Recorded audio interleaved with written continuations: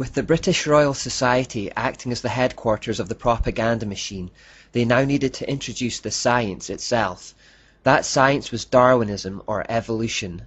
Given that the founding members of the Royal Society were Freemasons, whatever science they came up with would only be an extension of their occult doctrine. The theory of evolution is nothing less.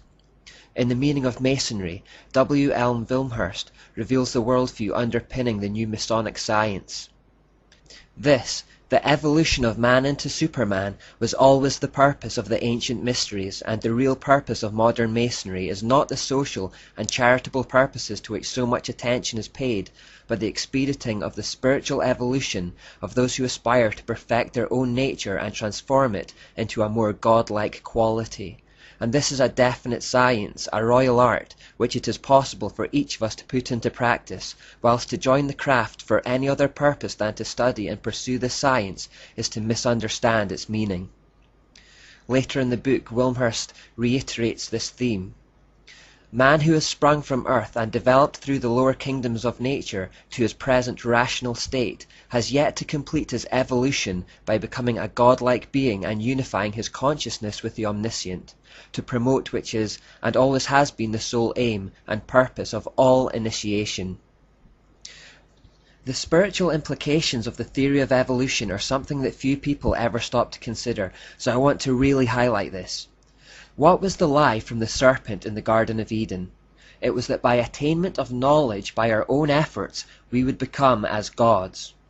Now what does evolution teach? It teaches that we are constantly evolving onwards and upwards over time, and if we are constantly evolving throughout time, where is the end goal? Surely the end goal is when man has reached absolute perfection. We cannot evolve beyond perfection. And what is another name for absolute perfection other than godhood? Evolution is the exact lie from the Garden of Eden, that mankind can become perfect or godlike by our own efforts through knowledge, or science you may call it. Through the idea of evolution, Freemasons introduced the occult idea of becoming to the masses under the veil of science, the belief that man is gradually evolving towards enlightened godhood. What many also don't know is that the basic idea of evolution did not originate with Charles Darwin.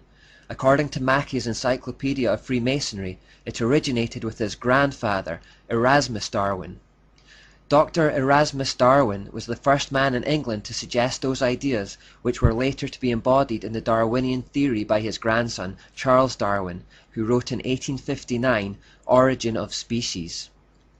Now Erasmus Darwin was the founder of the Masonic Lunar Society. According to author Ian Taylor, the Lunar Society was active from about 1764 to 1800, and its prominent influence continued long afterwards under the banner of the British Royal Society. The group's name owed itself to the fact that the members met monthly at the time of the full moon, which suggests some kind of link to the goddess Ashura again.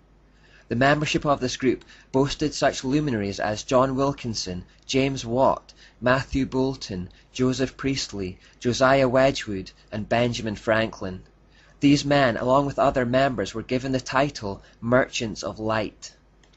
Mackey's Encyclopedia of Freemasonry says, before coming to Derby in 1788, Dr. Darwin had been made a Mason in the famous time immemorial lodge of Canongate, Kilwinning, No. 2 of Scotland. Sir Francis Darwin, one of the Doctor's sons, was made a Mason in Tyrian Lodge No. 253 at Derby in 1807 or 1808. His son Reginald was made a Mason in Tyrian Lodge in 1804. The name of Charles Darwin does not appear on the rolls of the lodge, but it is very possible that he, like Francis, was a Mason. In 1794, Erasmus Darwin wrote a book called Zoonomia, where he expanded upon his theory of evolution. It was based on the occult concept of becoming, the gradual process of attaining godhood. Even before then, however, John Locke, a prominent Freemason and member of the British Royal Society, had taken the Hindu idea of reincarnation, which had been brought to Britain by the East India Trading Company, and formulated his own ideas on evolution based on it. The British Royal Society accepted his ideas, and they also received the support of the male members of the Darwin family at the time. 2 centuries later, this occult concept of becoming would be transmitted to Charles Darwin, and the Origin of Species would be born. So the evolutionary theory clearly had occult roots that predated Charles Darwin by a long way. These occult ideas were developed by Freemasons before Darwin brought it to public attention with his book. Now remember, the reason that we had deism was at least partly because people couldn't explain the origins of life without some kind of God. The general population understood that things don't just pop into existence uncaused. If we came home and found an elephant in our house, the first thing we'd ask is, who put it there? How did it get in the house? We understand that elephants don't just pop into existence. Things which begin to exist always have a cause. Therefore, one of the key problems for the evolutionary theory to solve was how life could arise from non-living matter. If life could come from chemicals by some kind of natural and undirected reaction, the need for God to explain the origin of life was eliminated. This concept is called spontaneous generation. It was the only way evolution could even get off the ground. Louis Pasteur wrote, "To bring about spontaneous generation would be to create a germ. It would be creating life. It would be to solve the problem of its origin. It would mean to go from matter to life through conditions of environment and of matter. God as author of life would then no longer be needed. Matter would replace him. God would need to be invoked only as author of the motions of the universe." Could the origin of life be explained without God? That was the key question. Well, after scientific testing, the idea of spontaneous generation was quickly destroyed and proved to be impossible by the law of biogenesis. It just couldn't happen. No mixture of chemicals or non-living matter ever produced life. This disaster should have meant that the theory never got off the ground. However, this didn't stop men of science from defying nature even to this day. Evolution still has no answer for the origin of life, and the whole enterprise continues on blind faith. This is an example of science becoming scientism, a philosophy masquerading as undisputed fact. Perhaps it is epitomized by the following quotation from Dr. George Wald, a Nobel Prize-winning evolutionist in the field of biology and Professor Emeritus of Biology at Harvard University. "There are only two possibilities as to how life arose. One is spontaneous generation arising to evolution. The other is a supernatural creative act of God. There is no third possibility. Spontaneous generation, that life arose from non-living matter, was scientifically disproved 120 years ago by Louis Pasteur and others. That leaves us with the only possible conclusion that life arose as a creative act of God. I will not accept that philosophically because I do not want to believe in God. Therefore, I choose to believe in that which I know is scientifically impossible." All evidence still pointed towards some kind of mind being behind the world. Charles Darwin himself unconsciously revealed this in statements like, "Natural selection picks out with unerring skill the best varieties." Statements like these suggest that nature has a mind. Only something with a mind can pick out or make any kind of decision at all, and if we're talking about something with a mind, what we're actually talking about is God.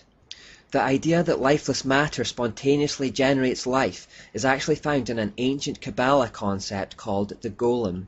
Isaac Singer writes, "The golem is based on faith that dead matter is not really dead, but can be brought to life.